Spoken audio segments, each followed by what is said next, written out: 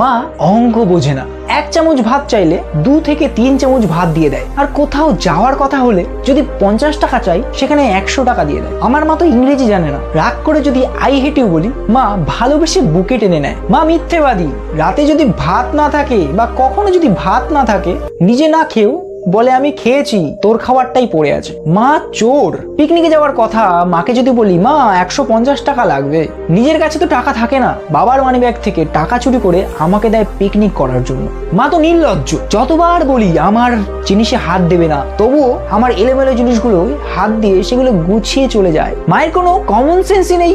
আমার প্লেটে যদি ভাত কম থাকে মা বলে এত অল্প খাচ্ছিস কেন বাবা, বেশি করে খেতে হবে, শরীর তো তোর ঠিক থাকছে না। যতই শরীর ভালো থাকুক তবুও মায়ের চোখে আমার শরীর কোনোদিনও ঠিক হয় না। মা তো কেয়ারলেস, নিজের কোমরের ব্যথা ঝুঁকে ঝুঁকে কাজ করে, তবুও আমার একটা কাশি হলেও ডাক্তার দেখানোর কথা বলতে ভোলে না এবং বকা দিয়ে ওষুধ খাওয়ায়। মা তো স্বার্থপর, নিজের সন্তান ও স্বামীর জন্য দুনিয়ার সব কিছু ত্যাগ করতে পারে, সে অফুরন্ত ভালোবাসাই দিয়ে যায়।